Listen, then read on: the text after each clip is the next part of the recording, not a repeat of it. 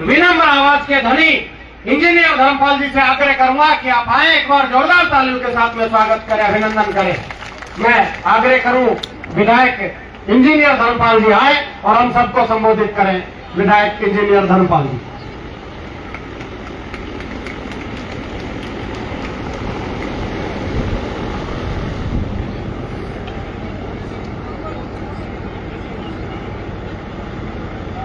सम्मानित मंच पर परम सम्मान्य और प्रातः स्मरणीय मेरे गुरुजी बलदेव दास जी के श्री चरणों में प्रणाम करते हुए, हमारे संत श्री बैठे हैं मानदास जी, उनके श्री चरणों में प्रणाम करते हुए एक बार उपस्थित यहाँ पर सभी बुजुर्गों को धोख देते हुए, नौजवानों का अभिनंदन करते हुए और मातृशक्ति का वंदन करते हुए अपनी बात शुरू करता हूँ। आप लोगों ने इतना जानदार और शानदार कार्यक्रम आज आयोजन किया है। निश्चित रूप से राजनीतिक रूप से कई मजबूरियां होती हैं। आज झुंझुनू में मैं प्रभारी हूं, झुंझुनू में उपचुनाव चल रहा है। वहां पर राजस्थान की उप मुख्यमंत्री दिया कुमारी जी और राजस्थान के कैबिनेट मंत्री कर्नल राज्यवर्धन सिंह जी राठौड़ वहां पर उपस्थित है। फिर भी मुझे कोटपुतली में जब आमंत्रण मिलता है तो पता नहीं, एक अजीब सा आकर्षण होता है। आपके आमंत्रण को, निमंत्रण को मैं कभी स्वीकार नहीं कर सकता और आज आपके बीच में खेड़ की मुक्कड़ में मुझे दूसरी या तीसरी बार आने का मौका मिला है। मैं सम्मान करता हूं मेरे सभी जो सम्मानीय नेतागण बैठे हैं। आपके कोटपुतली के सम्मानीय विधायक हंसराज जी जो हम दोनों साथ बैठते हैं, उनका मान और सम्मान करता हूं। मान और सम्मान करता हूं पूर्व विधायक रामचंद्र जी का और मान और सम्मान करते हूं मेरे छोटे भाई रामस्वरूप जी का। और मैं आशीर्वाद के रूप में मेरे छोटे भाई इंद्राज जी का भी अभिनंदन करता हूं। मंच पर वैसे तो कई शख्सियत बैठी हैं, मुझसे बुद्धिजीवी भी और प्रबुद्ध वक्ता भी बैठे हैं। जैसा इतना शानदार भाषण इंद्राज जी ने दिया, इतना शानदार भाषण रामस्वरूप जी ने दिया। मैं तो एक छोटा सा कार्य करता हूं, आपके बीच में आता जाता रहता हूं। जब भी बुलाया, चाहे वो आरक्षण का मुद्दा हो, चाहे कोई और सामाजिक मुद्दा हो, आपके बीच में आना जाना पड़ता है। मैं इस मौके पर साधुवाद देना चाहता हूं उस परिवार को जिसने इतने लोगों का मिलन किया है, जो स्नेह मिलन और स्नेह बोध आपने किया है। राम रतन जी पटेल साहब जो आपके पिताजी की याद को चिरस्थायी किया और अपनी माता श्री की फोटो भी, मूर्ति भी लगा के उन्होंने यहाँ पर इतने लोगों का मिलन किया। निश्चित रूप से मुक्कड़ परिवार और ग्यारशिलाल जी का पूरा परिवार बहुत बहुत साधुवाद और धन्यवाद का पात्र है कि आप लोगों ने इतनी जात गंगा को और प्रेमी जो सौजन है आपके, उनको आप लोगों ने बुलाया। ये कोई राजनीतिक मंच नहीं है, लेकिन इतने लोग जब उपस्थित होते हैं तो मैं समझता हूं जब समाज में जागृति की बात होती है तो राजनीति की बात करना भी बुद्धिजीवियों के लिए स्वाभाविक है, राजनीति की बात भी करनी चाहिए। लेकिन मैं देख रहा था अभी कि आप लोगों ने जब यहाँ पे हमारे विकास जी जांगल ने ये कहा कि अब संबोधन का कार्यक्रम शुरू होगा, यानी नेताओं का भाषण शुरू होगा, तो मैं हर तरफ चारों तरफ चौकन्ना होकर मंच पे पूरी नजर रखता हूँ और सामने भी पूरी नजर रखता हूँ। कम से कम 50 आदमी उठ के चले गए और पीछे हाथ हिलाते हुए थे, बोले अब नेता की बारी आगी, ग्रागनी वागनी तो बंद होगी, चलो आपने। लेकिन अच्छी बात नहीं है। राजनीतिक लोग आपके भले के लिए कहते हैं, हो सकता है आपके सहयोग, आपके अनुग्रह और आपके आशीर्वाद की जरूरत पड़ती है, लेकिन हम लोग जब राजस्थान की विधानसभा में आप चुन के भेजते हो या लोकसभा में चुन के भेज देते हो, जितना जिनकी जबान में दम होता है, जितना जिनकी कार्य प्रणाली होती है, जिसमें जितनी ऊर्जा होती है, निश्चित रूप से वो आपके लिए काम करता है। आप लोगों से आग्रह करना चाहता हूं, आप लोग सुने, निश्चित रूप से अमल करें। और आपने जो एक कार्यक्रम किया है इसके लिए मैं उपस्थिति के बारे में भी कहूं, और मैं तो इतना भी कह सकता हूं यहाँ पर बड़े बड़े नेता भी आने वाले थे, लेकिन दुर्भाग्यवश वो मैं उनका दुर्भाग्य समझता हूं कि इतने शानदार कार्यक्रम में उपस्थित नहीं हुए किसी कारणवश। हम लोग आपके बीच में आए और आपने भरपूर स्नेह भी दिया और आप लोगों ने ये बातें सुनकर माताएं बहनें इतनी संख्या में बैठी और जिस समाज में माताएं बहनें जिस दिन जागरूक हो जाएंगे, मैं समझता हूं समाज का उद्धार होने से दुनिया की कोई ताकत रोक नहीं सकती। क्योंकि गाड़ी के दो पहिए होते हैं, अगर दोनों पहिए बराबर चलते हैं तो गाड़ी सही स्टेशन पे पहुंचती है और अपनी मंजिल पे पहुंचती है। हम लोगों ने बहुत सालों से और बहुत समय से दमन किया है, महिलाओं का घूंघट की प्रथा में रखा है, चाकी चूल्हे तक समेट के रखा है, इसलिए हमारा आधा विकास हुआ। आधा विकास हुआ। मैं नहीं कहता कि आप खुला छोड़ दीजिए, लेकिन जब महिलाओं में जो ऊर्जा होती है, हमारी बेटियों में जो ऊर्जा होती है, उसका अगर सही मूल्यांकन करें और उसको उचित समय और उचित स्थान दें और उचित व्यवस्था दें, तो मैं आज दावे के साथ कह सकता हूं हमारे बेटे से हमारी बेटियां बहुत आगे निकल सकती है। इसमें कोई किंतु नहीं है, कोई परंतु नहीं है। और हर माँ बाप चाहता है कि मेरा बेटा और बेटी तरक्की करे, इसमें कोई किंतु परंतु नहीं है। मैं आपको दृष्टांत बताता हूँ एक, आप लोगों से फिर कहता हूँ मैं कोई बहुत ज्यादा बुद्धिजीवी तो नहीं। माँ बाप हर बेटे की तरक्की चाहता है।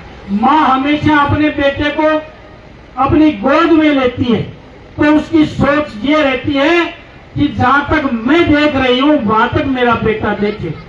लेकिन बाप हमेशा बेटे को कंधे पे बिठाता है, क्योंकि बाप की सोच रहती है कि जहां तक मैं नहीं देख सका मेरा बेटा वहां तक देखे और मेरा बेटा वहां तक तरक्की करे। ऐसी बाप की सोच होती है। और जिस बाप को आप चिरस्थायी यादाश्त दी है आप लोगों ने, राम रतन जी, निश्चित रूप से आप धन्यवाद के पात्र हैं। लेकिन मैं इतना जरूर कहना चाहता हूं, जो हर मन से कहता हूं, समय की पाबंदी हो सकती है, लेकिन मैं इतना कह सकता हूं, जो मैं निवेदन करता हूं, हमेशा कई लोगों को बुरा भी लगता है, ये देश, ये समाज, कोई घर कभी नहीं डूबता है। समाज और देश अगर कोई डूबता है तो संस्कार विहीन पीढ़ियों की वजह से डूबता है। जिस देश, कोई समाज, कोई परिवार को कोई डुबो नहीं सकता। अगर कोई डुबोए है तो वो संस्कार विहीन पीढ़ियां डुबोएंगी। मैं कहता हूं बड़ी बड़ी नौकरियां चाहे ना मिले, अरबपति और करोड़पति चाहे मत बनना, लेकिन अपने बेटे और बेटियों को संस्कार जरूर देना, क्योंकि संस्कार विहीन पीढ़ियां देश को भी ले डूबती हैं, समाज को भी ले डूबती हैं और परिवार को भी ले डूबती हैं।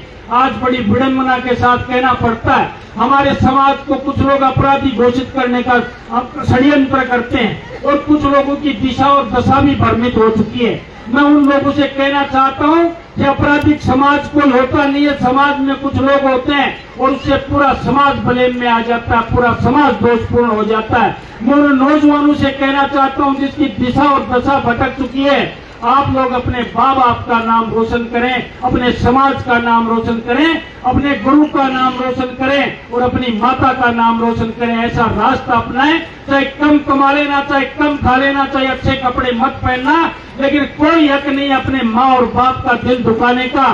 क्योंकि जिस दिन लड़का अपराध करके सड़कों के बीच में होता है और उसकी माँ उसको देखने के लिए आती है, जब उसकी कोख पे उसको तरस आती है कि जिस कोख में मैंने 9 महीने जिस बेटे को रखा था और जो पैदा हुआ उस दिन थालियां बजा के पूरे मोहल्ले में ढिंढोरा पीटा था कि मेरे घर में एक मर्द पैदा हुआ है, आज वो सड़कों के पीछे है। वो समाज और वो घर बड़ा दुखी होता है। इसलिए अपराध का रास्ता जो भी मेरे समाज में नौजवान बंधु अख्तियार करते हैं, उनसे मैं हमेशा चेताना चाहता हूं कि वो वीर समाज है।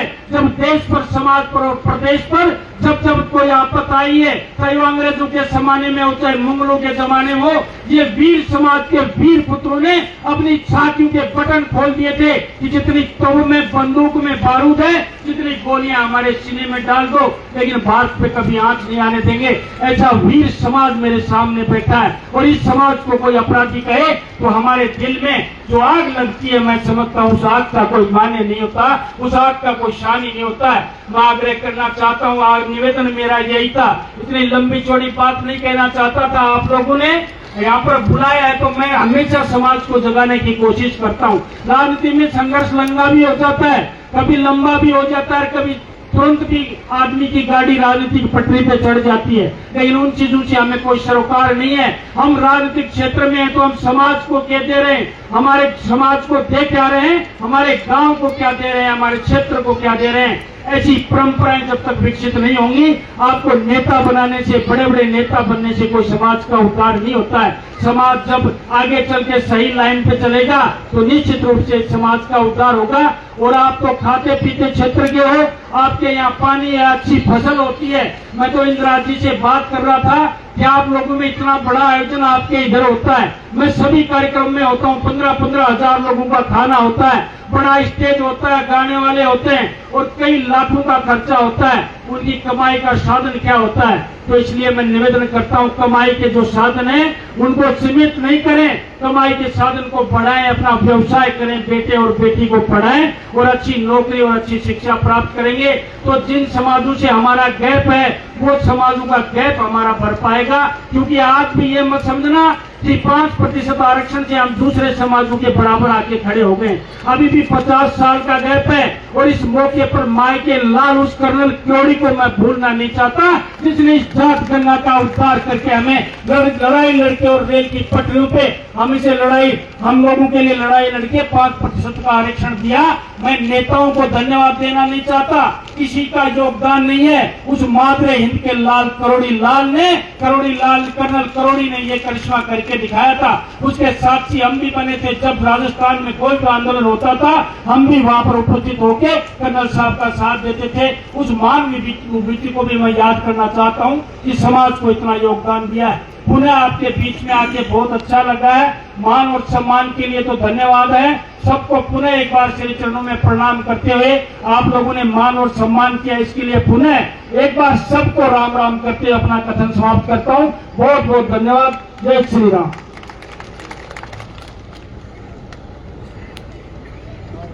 शायद जिस दिन माँ ने आपको पैदा किया था